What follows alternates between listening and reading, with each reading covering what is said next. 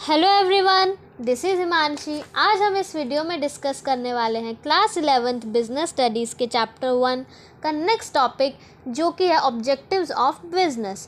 Previous video में हमने discuss किया था कि बिज़नेस क्या होता है और उसके कैरेक्टरिस्टिक्स क्या होती हैं। अगर आपने वो वाली वीडियो नहीं देखी तो आप पहले वो वाली वीडियो देख लीजिए। आज हम इस वीडियो में डिस्कस करेंगे कि बिज़नेस के क्या ऑब्जेक्टिव्स हैं, है ना। चलिए स्टार्ट करते हैं। ऑब्जेक्टिव्स क्या होते हैं, सबसे पहले हमें ये पता होना चाहिए। ऑब्जेक्टिव्स का मतलब जो हमारा गोल है, एक तरीके से हम सिंपल लैंग्वेज में बोले तो हमें जो गोल अचीव करना है, या हम डेफिनेशन देखें तो objective are the end towards which the activities of the business are directed. मतलब हमारा ऑब्जेक्टिव्स क्या है, एक तरीके से एक एंड है जिस पे हमें अपना काम ऐसे करना है कि हमें एंड में उन्हीं पर पहुंचना है, हमें वो चीज़ अचीव करनी है, अपने गोल अचीव करने हैं। तो हम वो मान सकते हैं कि ऑब्जेक्टिव्स हमारे क्या हैं, वही होते हैं। The businessmen always have multiple objectives, but the most important objective of every business is earning profit. अब जब हम बिजनेस के पॉइंट ऑफ व्यू से बात करेंगे कि हमें बिजनेस ही पढ़नी है, तो बिजनेसमैन के पॉइंट ऑफ व्यू से बिजनेस के क्या ऑब्जेक्टिव्स हैं। तो बिजनेसमैन का मेन ऑब्जेक्टिव, वैसे तो बहुत सारे ऑब्जेक्टिव्स हैं, सबसे मेन ऑब्जेक्टिव तो होता है भाई प्रॉफिट अर्न करना।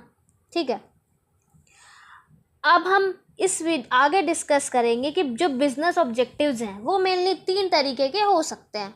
ठीक है, पहले हैं इकोनॉमिक ऑब्जेक्टिव्स, देन है सोशल ऑब्जेक्टिव, देन है ह्यूमन या पर्सनल ऑब्जेक्टिव्स। एक एक करके हम तीनों डिस्कस करने वाले हैं। सबसे पहले है इकोनॉमिक ऑब्जेक्टिव्स। इकोनॉमिक ऑब्जेक्टिव्स क्या होते हैं, जैसे कि हमको पता है बिजनेस एक इकोनॉमिक एक्टिविटी है ना।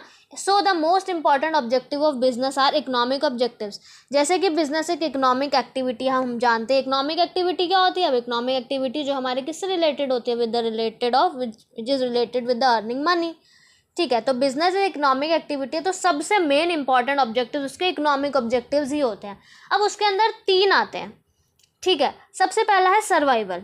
जो बेसिक पर्पस होता है हर ऑर्गेनाइजेशन का, वो क्या होता है कि उसे लंबे समय तक मार्केट में सर्वाइव करना और एग्जिस्ट करना है इस कॉम्पिटिटिव मार्केट में लंबे समय के लिए। और वो कब हो पाएगा, it is possible only when it is able to cover its cost and earn profit. और वो तभी पॉसिबल हो जाएगा जब वो प्रॉफिट अर्न कर पाए और अपनी कवर को कॉस्ट कर पाए, तभी तो वो सर्वाइव कर पाएगा। दूसरा ऑब्जेक्टिव प्रॉफिट तो है ही, सबसे मोस्ट इंपॉर्टेंट और सबसे एसेंशियल ऑब्जेक्टिव ये है कि भाई वो प्रॉफिट कमाए। प्रॉफिट क्यों ज़रूरी है, सर्वाइवल के लिए भी बताया, ग्रोथ के लिए, बिजनेस के एक्सपेंशन के लिए। और प्रॉफिट हमारा रिवॉर्ड होता है जो हमने रिस्क बियर किया है उसके लिए। ठीक है, नेक्स्ट है growth. The success of any organization is measured by growth rate is measured in terms of sales, number of branches.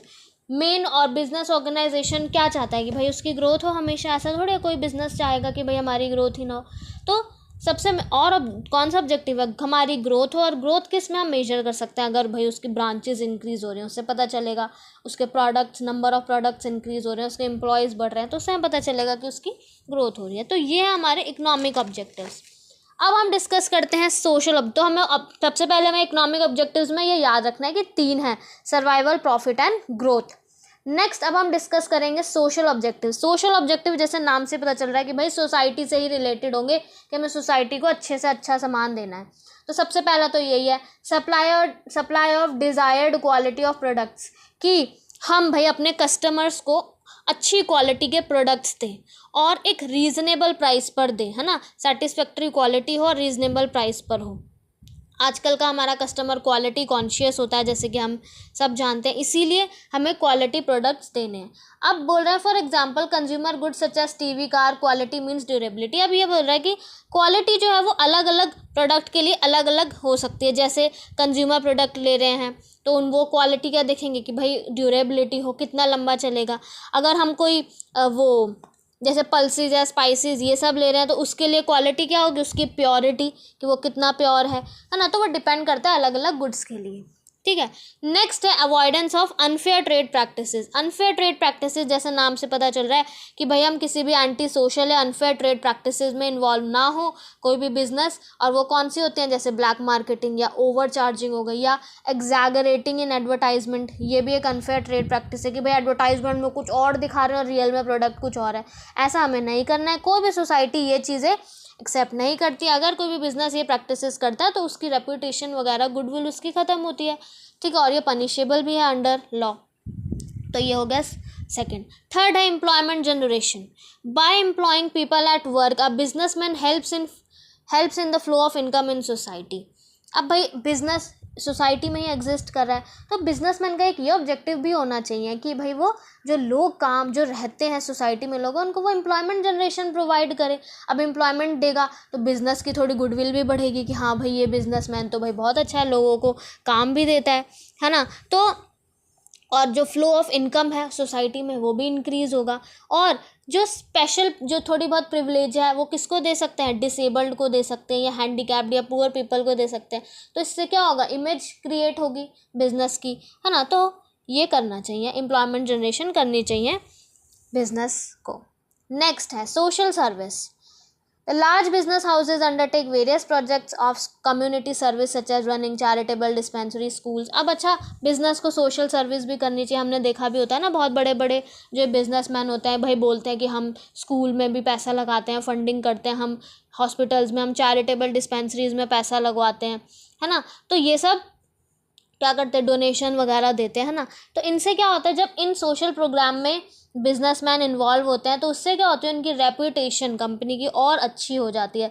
जैसे जो टाटा कंपनी है वो क्या करती है, spending a fixed amount every year and social service projects. Tata company अपना जो funds है वो अपने सोशल सर्विस प्रोजेक्ट्स पर लगाती है। ये किसका एक एग्जाम्पल है। लास्ट है अवॉइडेंस ऑफ पोल्यूशन। अब भाई पोल्यूशन क्या है, जो इंडस्ट्रियलाइजेशन है उसी से ही पोल्यूशन होता है। मतलब ये जो बिजनेसमैन वगैरह हैं, बड़े बड़े जो बिजनेस चल रहे हैं, ये भाई जो भी अपना जो इंडस्ट्रीज़ है, अपना जो वेस्ट है, ये सब कहाँ, लेक्स में, रिवर्स में, यहाँ पे करते हैं, जो पोल्यूट करते हैं वाटर को या इन्वायरमेंट को पूरा गंदा करते हैं। तो ये बिजनेसमैन की ड्यूटी होनी चाहिए कि वो क्या करे, ये जो हमारा इन्वायरमेंट है उसके लिए भी कुछ सोचे। तो वो क्या कर सकता है, इन्वायरमेंट फ्रेंडली टेक्निक्स का यूज़ करे और जितना भी वेस्ट मटेरियल है उसको किस तरीके से यूज़ करे कि उसको मतलब ऐसे टेक्निक्स को यूज़ करे, अपने वेस्ट मटेरियल को ऐसे ड्रेन करे जिससे कि जो इन्वायरमेंट है वो पोल्यूट ना हो। तो वो इन्वायरमेंट के लिए भी कुछ सोचे।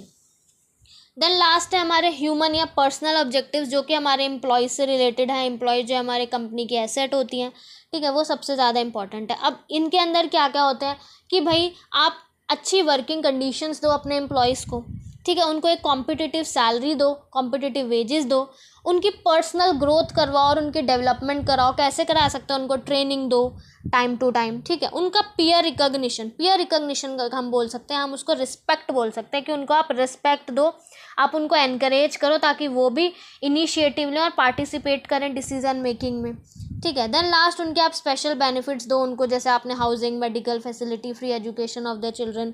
तो ये सब आप कर सकते हैं। तो ये होगा ह्यूमन या पर्सनल ऑब्जेक्टिव्स। तो ये था हमारा छोटा सा टॉपिक। आई होप आपको क्लियर हुआ होगा। Thank you so much.